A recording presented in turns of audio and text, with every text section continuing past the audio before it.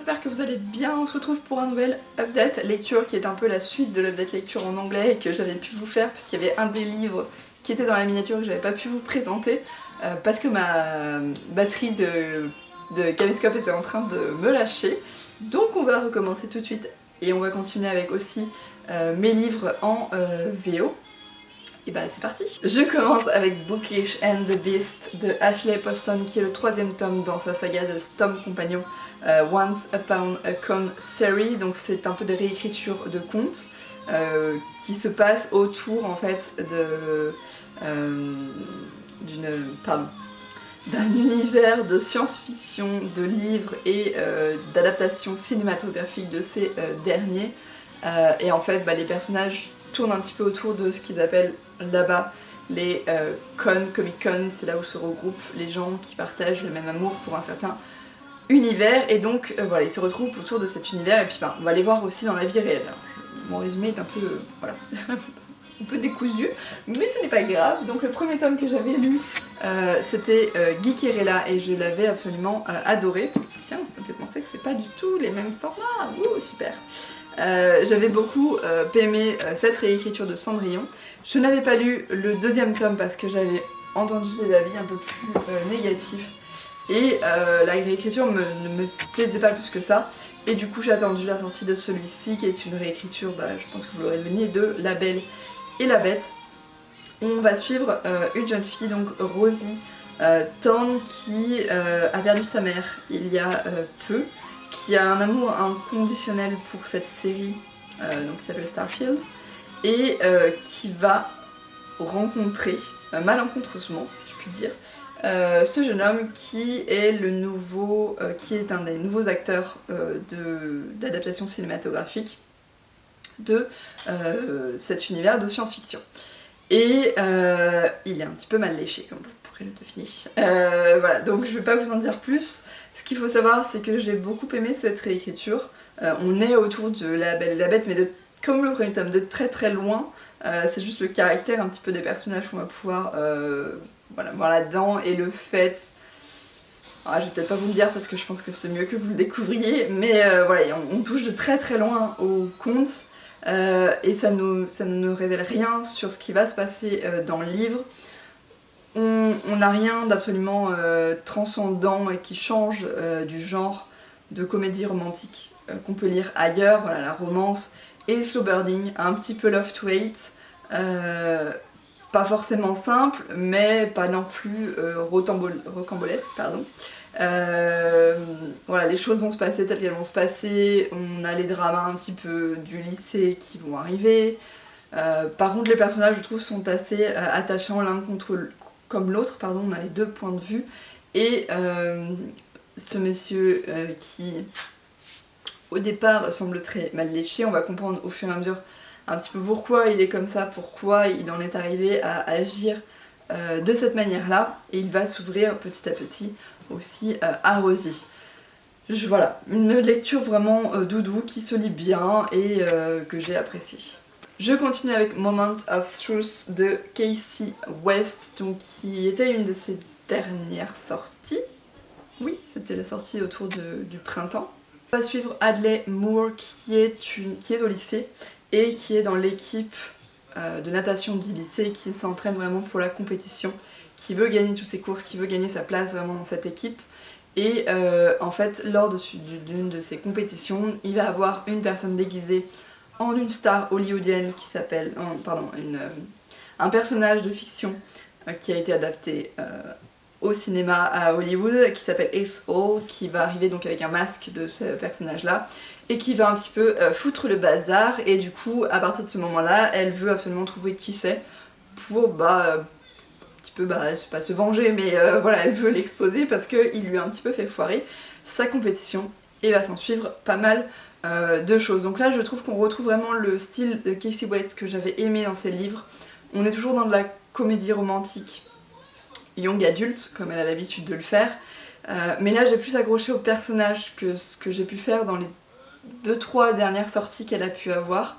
J'ai beaucoup aimé aussi le sujet qui est abordé autour de la confiance en soi, du fait que elle a perdu son frère alors qu'elle n'était pas née et qu'elle a vraiment du mal à trouver sa place en fait dans sa famille par rapport à ce frère qu'elle n'a jamais connu et auquel du coup elle se compare bien qu'elle n'ait pas réellement d'éléments de comparaison. Voilà, on a vraiment une recherche à la fois de soi et un sujet autour de la famille qui est abordé dans ce livre-là et tout à fait, je trouve, en tout cas très bien abordé. Quelques révélations, quelques surprises auxquelles on s'attend et d'autres on s'attend un petit peu moins. Et voilà, pour moi, très pareil, une lecture très doudou, très bien et du coup que je vous recommande. Et je continue avec Too Young de Margot D. Bortoli, donc aux éditions Addictive, qui est une grosse brique de la romance aussi YA et en français bien sûr. Donc ça fait pas mal de temps, vous savez que je lis beaucoup moins en français, en particulier la romance, parce que je lève souvent les yeux au ciel. Et là ça n'a pas du tout été le cas, j'ai quand même beaucoup aimé cette lecture, ce qui change voilà, qu'il ait une taille assez importante. Donc on va suivre, j'ai encore perdu le nom des personnages, je vais y arriver, Mia, qui revient dans sa ville natale et qui va retrouver Tobias, qu'elle a connu lorsqu'il était encore très jeune, qu'elle gardait, parce que c'est son voisin, qu'elle gardait en babysitting, lorsqu'il était très jeune, et là, là ça fait au moins 5 ou 6 ans qu'elle ne l'a pas vu, qu'il a grandi, qu'il a désormais 18 ans. Non, il est là. Non. Après, d'accord. Il a désormais 18 ans et il a beaucoup changé. C'est devenu un homme. Elle aussi a changé, mais un peu plus mentalement que physiquement. Et voilà, il va avoir un petit peu des étincelles entre eux, sauf que elle, voilà, elle l'a connu quand il était très jeune. Elle est un peu plus vieille que lui, et du coup, elle prend ça, enfin, pas comme de la pédophilie, mais voilà, elle a vraiment du mal à se projeter dans une relation avec lui, alors que lui, c'est un petit peu l'inverse. Que vous dire sur ce roman, à part que j'ai vraiment la première moitié, je l'ai dévoré d'un seul coup, parce qu'on a ce jeu un petit peu de séduction entre les deux, il se cherche vraiment, Mia résiste à cette attirance qu'elle va pouvoir avoir pour lui. On a des scènes assez comiques entre les personnages que j'ai beaucoup aimé, et aussi la meilleure amie de Mia qui est absolument hilarante. J'adore vraiment ce personnage-là qui apporte beaucoup d'humour dans ce livre et qui m'a fait sourire de nombreuses fois. Donc toute la première partie du livre, j'étais à fond dedans, ça se dévore vraiment d'une traite.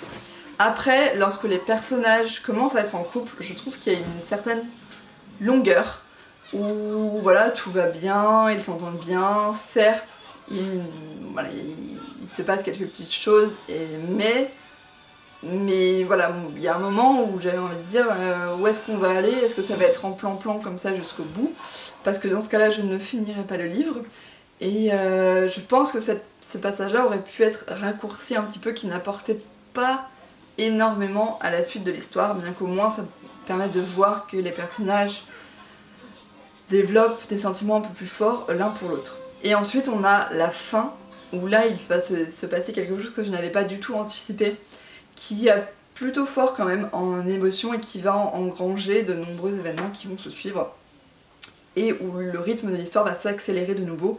Et là, de nouveau, j'étais reprise dans l'histoire et voilà, je l'ai dévoré ensuite jusqu'au bout. Donc on a vraiment cette longueur au milieu qui fait que ce n'est pas un coup de cœur comme j'aurais pu l'avoir sur le livre, en fait, s'il n'y avait pas eu ce passage un petit peu plus long, mais ça a été quand même une très bonne lecture. Et je termine avec London and Shay, la première partie donc de Brittany St. Cherry, qui est le tome compagnon de Eleanor and Gray, que j'avais lu il y a quelques mois. Ça a été un énorme coup de cœur pour beaucoup de monde. Pour moi, pas forcément. Alors déjà, j'ai bien aimé retrouver ces personnages qu'on avait vus dans le premier tome. Et Elena, mange pas tes chaussettes. Elena! Désolée pour cette interruption.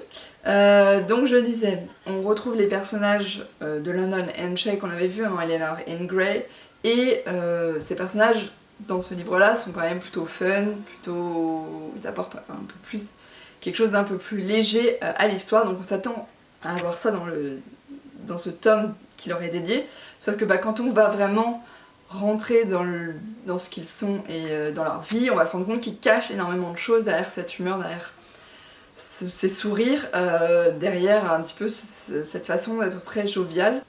Donc ça c'est pas vraiment ce qui m'a dérangée, j'ai bien aimé voilà, découvrir ce qu'il cache aux yeux du monde, et en particulier un sujet qui est abordé par l'autrice dans ce livre, qui est assez peu abordé en YA ailleurs, parce que là on est sur du YA et pas de l'adulte, parce que les personnages sont au lycée. Et je trouve que l'autrice n'en fait pas trop, parce qu'elle aurait pu réellement appuyer dessus et s'en servir tout au long du roman pour amener des larmes, de l'émotion, etc. Non, là elle arrive à doser juste pour que ce soit ce qu'il faut, sans être trop, que ce soit assez réaliste. Et j'ai bien aimé voilà, la romance qui va se développer entre ces personnages. Il y a des choses que j'avais anticipées parce qu'on sait qu'il va se passer des choses après avoir lu Eleanor and Gray, et d'autres pas vraiment. La fin, je l'avais pas imaginé comme ça, mais finalement je trouve qu'elle tombe bien, qu'elle est bien dans cette première partie. Et par contre, je n'ai pas eu le coup de cœur parce que en fait dans la première partie du livre, j'avais du mal à totalement accrocher au personnage et surtout à voir où est-ce que l'autrice voulait nous emmener. Je trouve qu'il y a eu des passages assez longs, alors peut-être que c'était simplement que j'étais pas en accord avec le livre, que j'étais pas dans le mood qu'il fallait pour le lire, mais voilà, dans la première partie du livre, j'avais du mal à accrocher, à me dire oui, j'ai envie de lire et de savoir ce qui va se passer ensuite, parce que je voyais pas où est-ce qu'on allait aller. Ensuite, quand on va en savoir un petit peu plus, là dès que j'ai su où est-ce qu'on voulait nous emmener, j'ai été un petit peu plus prise dans le livre, et toute la fin, je l'ai lu assez rapidement. Donc voilà, ça a été quand même une bonne lecture que je vous recommande, surtout si vous avez lu Eleanor and Gray et que vous avez aimé, ou même si vous n'avez pas lu, vous pouvez lire quand même ce tome-là, parce qu'au final, il ne révèle rien de ce qui se passe dans Eleanor and Gray. Je lirai la partie 2, je ne pense que ce ne sera pas tout de suite, que je suis peut-être pas dans l'esprit qu'il faut pour pouvoir le lire. On verra plus tard, mais j'ai quand même envie d'en savoir un petit peu plus sur ce qui va se passer quand ils sont adultes. Je vais pas vous en dire plus, que je veux pas vous spoiler l'un ou l'autre des livres. Mais voilà, ça a été quand même une bonne lecture. C'en est tout pour cette update lecture. J'espère que j'aurai pu vous donner envie avec certaines des lectures. N'hésitez pas à me dire vous ce que vous avez pensé des livres que j'ai pu vous présenter. Sur ce, je vais vous souhaiter une très bonne semaine, de très bonnes lectures et à très bientôt.